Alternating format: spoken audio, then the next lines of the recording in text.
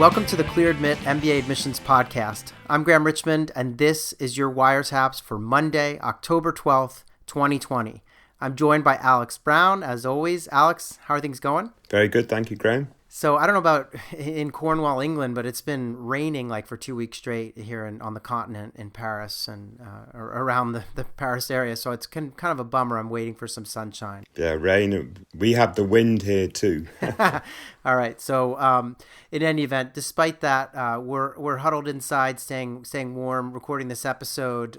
There's been a ton going on, so I didn't really have any need to go outside because I could just watch clearadmit.com and see all the craziness. But do you want to give us an update about what candidates can expect this week, and also just a rundown on like what went on over the last week, because it was a pretty crazy week. Yeah. I mean, this week upcoming, McCombs and Keenan Flagler, Stern, and actually, how should you say, Paris, they all have application deadlines, and the consortium, it's the first deadline for the consortium applicants. Okay. This week. And Oxford side actually is releasing its final decisions for stage one, and INSEAD will be releasing some interview invites. This last week, we saw a lot of activity. Harvard was the big player last week in terms of releasing interview invites.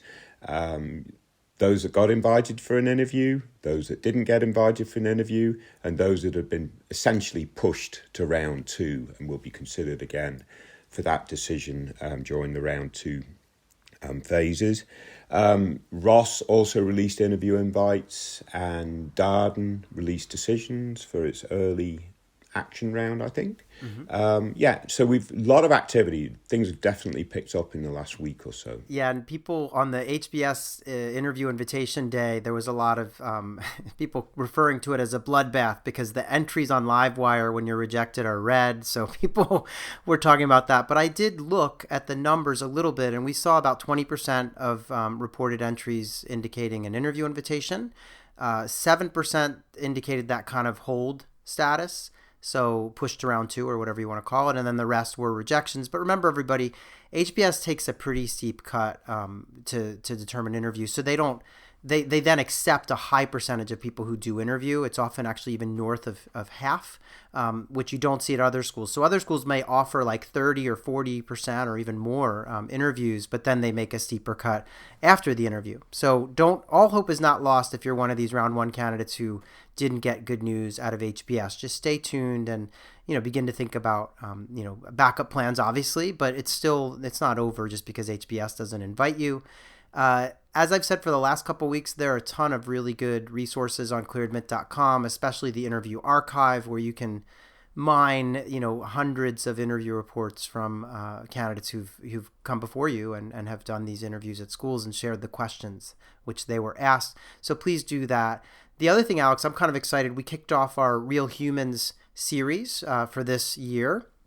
For those of you tuning in who don't know what that is, it's basically a chance for us to profile current students in business school. So we released Real Humans of Harvard Business School last week in conjunction with the interview deadline. And so Real Humans is great. We just sit down with, it depends on the school, but anywhere from 4 to 6 current students, first year students, and ask them, about like what it's like so far and what's their background. How did they end up in business school? People love those stories, and we also just released Duke last week as well. So we're getting those out. There'll be a whole bunch of them forthcoming. So yeah, I always enjoy looking at those and sharing them around on LinkedIn and elsewhere.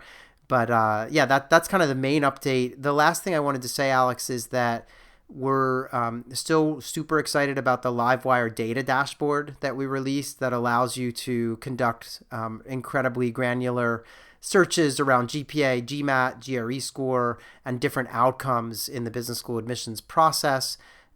Candidates have really enjoyed playing with that. So it's $20 for a month of access to this dashboard, or it's $50 for a year. I just want to encourage all of our listeners to check it out. It's a lot of fun, and it can give you a lot of insight into where you should be applying, where you might be competitive, etc. So please tell your friends, take a look at it. And I think that's all I had this week, Alex, and we can dive into the wiretaps portion unless you had anything else. Yeah, I mean, I'll just ask a quick question, Graham. Given the number of entries we had on the Harvard interview invites, not invited, or waitlisted situation. Can candidates analyze that data on the dashboard? Yes, in fact, it's updated daily. So yeah, the dashboard does take all the new data on board. That's absolutely the case. So if you're a round two Harvard candidate and you're curious, like, what does it look like this year, in terms of the interview invite threshold, what's happening, you have access to all that new data. Yeah. So yeah, we built the system so that it would pull all the latest data in and be updated regularly. Very good. Very good. I need to go check that out.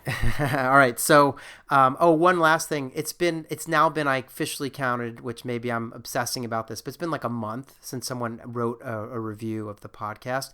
We've gotten ratings, and we always get these like 5-star ratings and such. But if you can, take a moment to write a few things about the podcast. You can do so over at I guess it's Apple, the iTunes platform where you can do that. But we always like hearing your reviews, so please share if you can. Other than that, Alex, you picked some really interesting candidates this week, and they're not all superstar, 780 GMAT types. We've been trying to respond to our audience's, requests that we look at some candidates that have more regular numbers, so we're doing that. And there's just some really interesting stuff this week. So if you're ready, I want to dive in here. Yeah, let's get on. All right. So this is Wiretap's candidate number 1. So this person wants to start business school in the fall of 2022. So they're like a year away from application. And they're looking at Berkeley, Columbia, Duke, Harvard, NYU, UCLA, Wharton, and Yale. They have been working in, consulting, strategy, and operations, but for first they did consulting, and now they're doing strategy and operations at a tech startup. And what they want to do is get into tech and maybe even launch their own business. So they indicate entrepreneurship as a post-MBA career goal. They're thinking about maybe working at a company like Apple, Google, or other tech companies post-MBA as a first step. GPA 3.49. This person has 5 years of work experience. They're in San Francisco, and they'd love to end up on either the East or the West Coast. And in the notes, which they shared a lot of really good information, they attended a top 10 U.S. public university, majored in econ. The tech startup that they're working at is currently in pre-IPO talks, and they're thinking that if there is an IPO, it'll happen right around the time this person's going to be heading off to business school. They haven't taken the GMAT, but they're estimating or targeting around 720. And they have a handful of extracurriculars. I'll let you kind of speak to them. I also thought maybe you could share that they had something to say about the podcast. So I don't know if you wanted to share that as well. But what do you make of this candidate and their thoughts on our podcast and everything else? Well, obviously they're a brilliant candidate because they love the podcast and they take bike rides in San Francisco listening to us pontificate over candidates' likely chances and so on and so forth. So that's absolutely brilliant. I think there's some interesting aspects to this candidacy, Graham, as we talked about a little bit prior to coming on air. This candidate, like the next one we're going to talk about, is thinking ahead, which we like. They're looking at the application season of next season. So it's kind of like, well, what can I do now to further strengthen my candidacy over the next year, so that I really maximise my sort of positioning, as it were, in the process. One answer to that is to make sure, obviously, that they get their best test score, and that sounds a little trite, but the idea there is, prep really hard, take the test, and you have time to retake the test if you don't, in this case, if you don't hit the 720, which is what this person is targeting. And I think with a 720 GMAT, 349 GPA is just slightly lower than average for the very top programs, but still that puts them well in the ballpark. To take one of your one of your baseball analogies, or whatever you like to call it. I reckon this person's probably got really pretty interesting work experience, working in tech with a company I imagine is quite high growth. It's pre-IPO. These are sorts of, this sort of stuff will resonate with Adcom, I should imagine. They need to show impact in their role. So hopefully they're able to do that and have that backed up by their recommenders. That would be very good. I like their extracurriculars. On the one hand, they're doing some mentoring, and they started a mentoring program. I'd quite like to know a little bit more about that. So there's a difference between sort of mentoring and participating in a mentoring program versus actually establishing a mentoring program, i.e. identifying a need, filling that need with your program. So if that's truly an interesting mentoring program, that could play really well in admissions. And in terms of, again, what can this candidate be doing over the next year to really push their profile is potentially ratcheting up the mentoring program if it clearly is filling a need. The other thing I like to see about those types of programs is make sure it's sustainable even at the time that, let's say, you move on from that program. Does it fold when you move on, or have you established something that leaves a proper legacy, i.e. it thrives and continues under other guidance and leadership? I think that's a much better outcome. And obviously volunteering at a food bank and stuff like that's also very good. But I do like the idea of the mentoring program, Graham.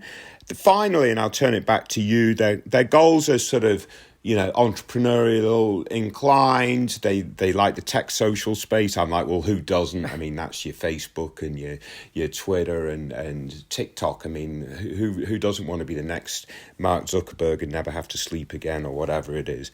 But what I would say is, if they have, like, as a candidate like this, if you do have a business side, if you want to be passionate about these types of goals, you don't just want to be a dime a dozen. Yeah, I want to go off and start a business in tech. I'll figure it out. It's like really, make sure it's something that you can really back up when you're asked in an interview a little bit more about these ideas and that sort of thing. I think that's quite important, Graham. Yeah, I agree. I think the interesting thing about this candidacy is that it's sort of it could be, and this is no offense intended, but it could be kind of ho-hum, right? You might say, well, the numbers are sort of, maybe 720, 349, if that's where this person lands on the GMAT, are kind of, run of the mill. As you said, they put them in the ballpark for sure. And I'm happy to include some cricket analogies if there are any out there that you want to use. But I like cricket just as much as I like baseball, Graham. We're going to have to pick a different sport than that. but what I would say is that I think, this is like one of those candidacies where it's sort of like, okay, working at a tech startup.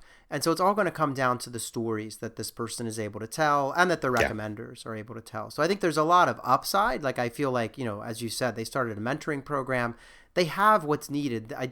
It's going to take a strong application, because it's not as though they're applying from, Botswana and have set up a company or something. Like, there's, they're going to be more in an overrepresented portion of the applicant pool. And so with sort of average numbers, you need to then find other ways to stand out.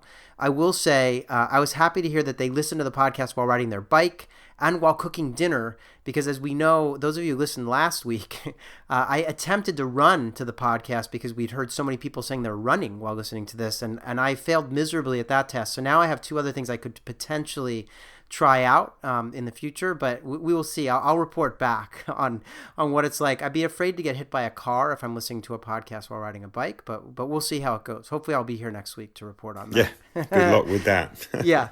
No, but in all seriousness, I like this candidate. I did wonder, like, they have 5 years of experience already, it seems like, and so they're going to start to get into that lots of experience domain, and so that's where having, a lot to report in terms of accomplishments at work is going to be useful. So I would just keep an eye on that. And as you said, to the extent that they can knock the GMAT out of the park, that would be great as well. So unless you have anything else on this one, I suggest we start looking at our next candidate. I'm already looking at the next candidate, Graham.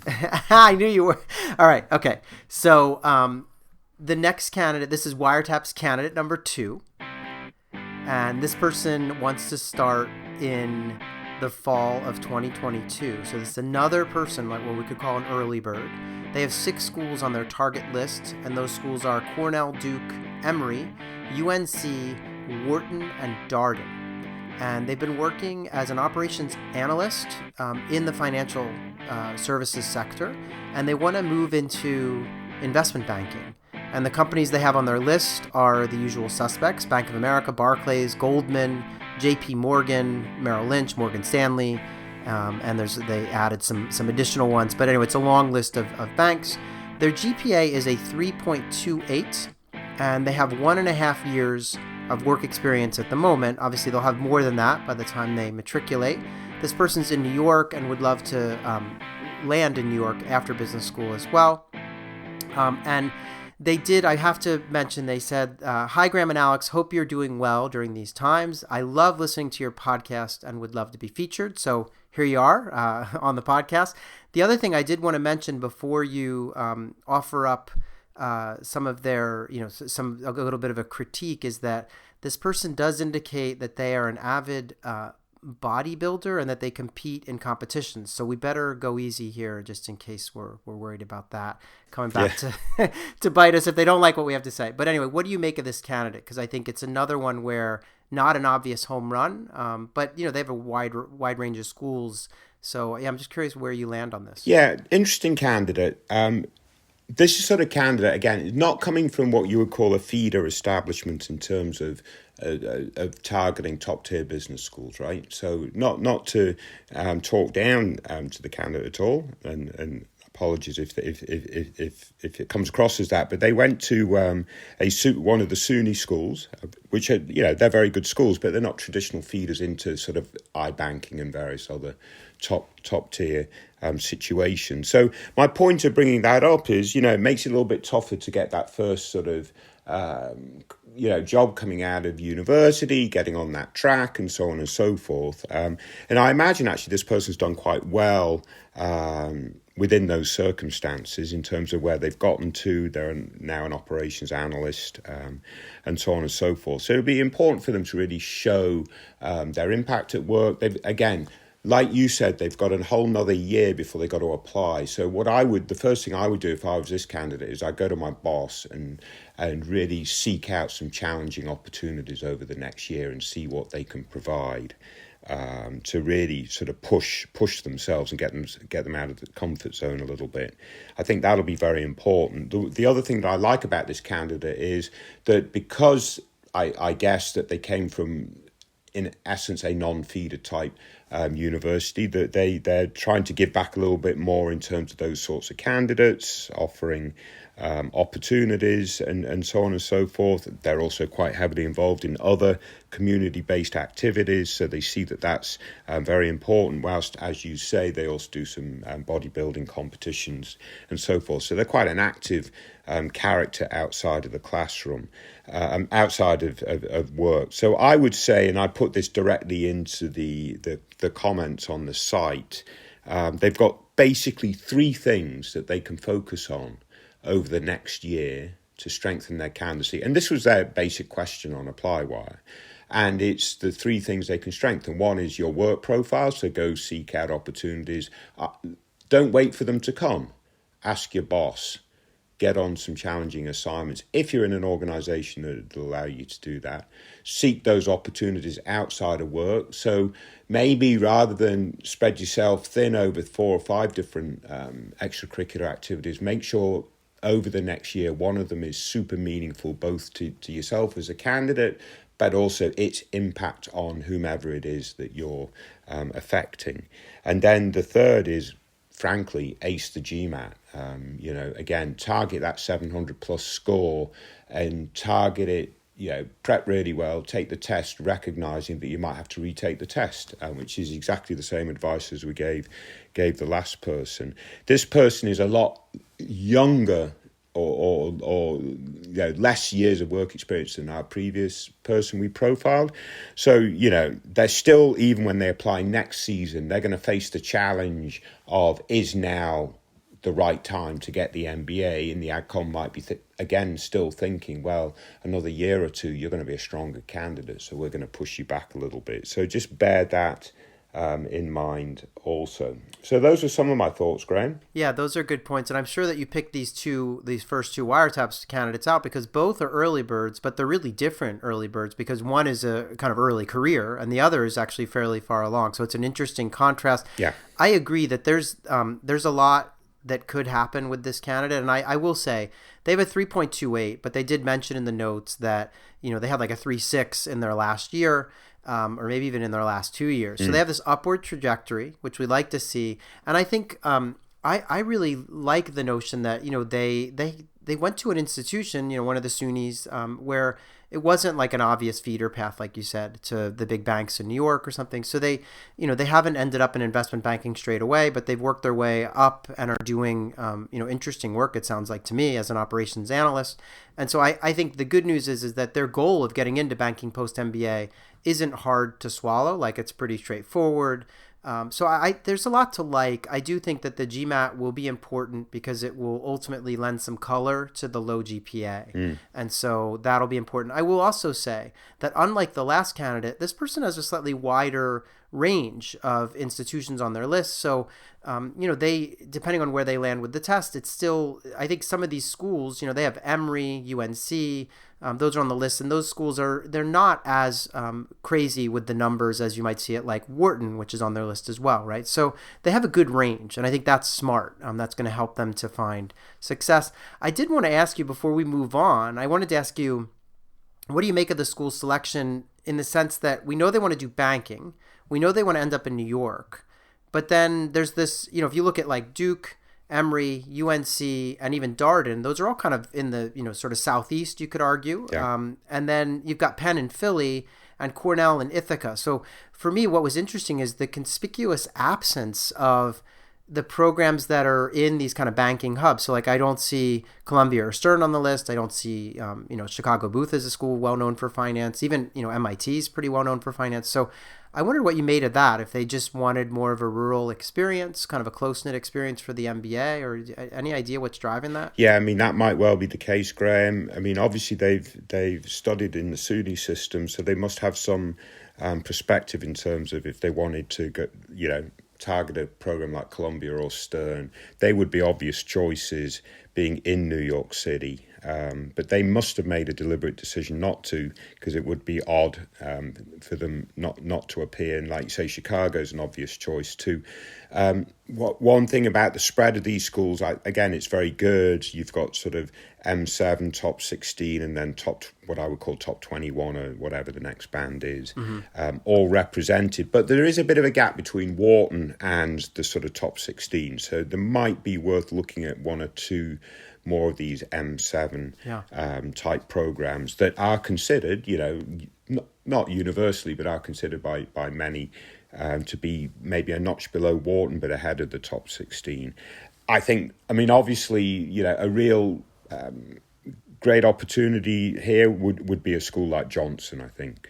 They have a great, obviously, reputation in investment banking, and they're a great feeder into New York City. Yeah, I agree. And this person's likely familiar with Ithaca. If they went to one of the SUNY schools, they probably were upstate somewhere in New York, so they must know. Yeah. The other school that I would maybe ask them to consider adding to their list, based on what I'm gathering is their taste for a school, would be Tuck. Tuck's a school that's got a really strong core curriculum, obviously very good in finance, and does place a bunch of people in New York and Boston, but New York too. And it kind of fits the same, sort of vibe that you might have at a Darden or a Duke or a Cornell, which is, a kind of less urban setting and close-knit, et cetera. So something to consider. Yeah. But yeah, again, the beauty of this is that this candidate has time, right? As with the first candidate, they have time before they're going to apply to shape what they're going to come into the process with. So I would encourage them to work hard on the GMAT, take opportunities at work, as you said, and just get ready to put their best foot forward. But again, I like the way they're thinking. Yeah, I mean, the key to all that is be proactive. You're thinking a year in advance of applications. Be proactive. Don't wait for opportunities to land on your feet, land on your plate or whatever. Seek them out. Go to your boss. Seek them out in your community. Really, be proactive. I think that's great advice for any candidate that's thinking, 1 or 2 years out. Yeah, agreed. So let's move on. I'm happy to say that our final Wiretaps candidate for this episode is applying now for next year, in case those of you listening are kind of like, wait, why aren't we getting any current applicants? So let's talk about Wiretaps candidate number 3. So this person has 10 schools on their target list. I'm presuming they're going to whittle that down, but for now they've got Berkeley, Columbia, Dartmouth, Duke, Harvard, Michigan, Kellogg, NYU, Stanford, and Yale. And they want to start next fall. And they've been working as a public school music teacher. So this is a really kind of non-traditional profile. They want to get into consulting and maybe nonprofit or social impact type work. And they mention companies as targets, which include Accenture, A.T. Kearney, Deloitte, McKinsey, and PwC. They've taken the GRE and scored 325, and their GPA is a 3.93. They've got 4 years of work experience, and they are located in Washington, D.C. This candidate is a woman, and she mentions that she is LGBTQ and mixed race, and has also indicated that she was promoted once in her position, and is also a Brazilian jiu-jitsu competitor. So I guess we better be careful here too, Alex, in case these people come after us after we give them feedback. And she indicates strong extracurriculars, so obviously of which Brazilian jiu-jitsu is one. But what do you make of this candidate? Because it's not every day that you see a music teacher wanting to go off and get an MBA. Yeah, no, this super interesting candidate. The 393 GPA I think is fantastic too, right? I don't care what discipline you do at university. If you do it for 4 years and you get a GPA of that caliber, then you've dedicated, you've done very well. Sure. So props for that.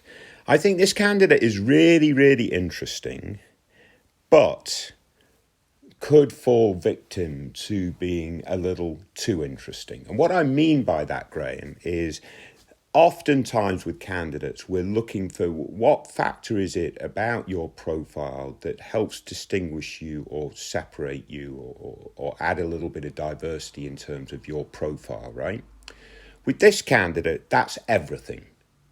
It's the career, it's this, it's that, it's like everything differentiates this person. And what I think is going to be super important for a candidate like this is to really make the case of why she needs this MBA and what she plans to do. If she can nail those two aspects of her candidacy, then she's going to have a lot of great options, I think.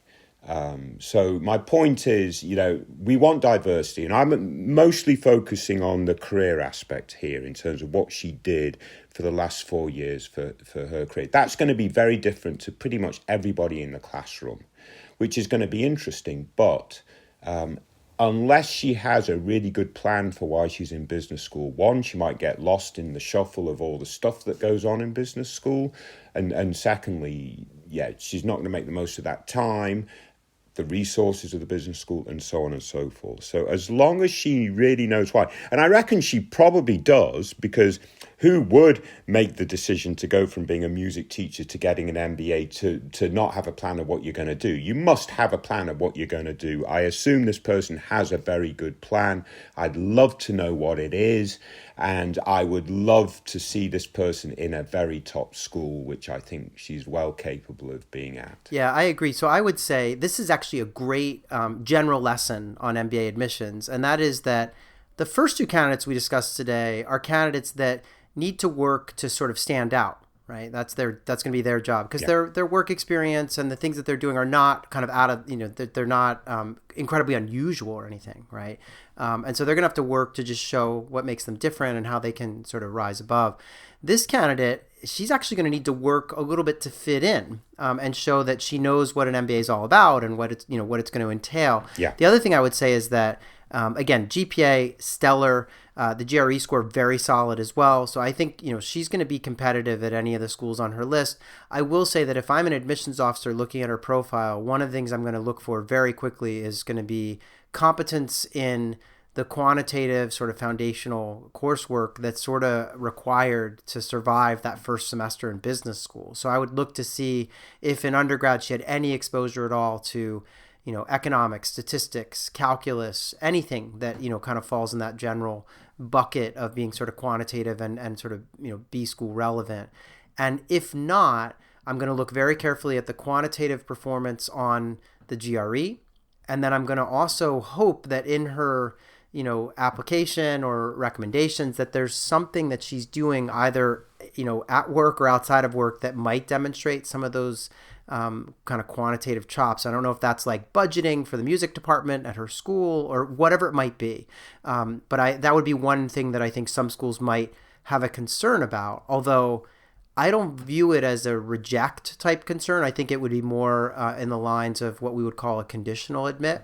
And so for those listening who don't know what that is, it just means that some schools will admit you, but under the condition that you take like calculus online and get an A before you show up on campus, or or they might even just give you some online coursework that you have to complete from their own institution before you show up. So sometimes they do things like that. I've even seen it done with the GMAT, or if someone has a low score and everything else is great, they might ask you to retake it. But in any event, I love this candidate. I mean, I as a kind of a musician, as a hobbyist, as some of the listeners know, but so I'm always on the lookout for people who have kind of a non-traditional profile, and I think it's really interesting what she wants to do. What do you make of her school selection? I mean, she wants to get into consulting, and arguably any top school can facilitate that. But I see 10 schools on this list. I'm a little nervous. That's a lot. Yeah, I mean, that to me, again, sort of smacks of the idea of she's not completely concrete about this whole plan idea.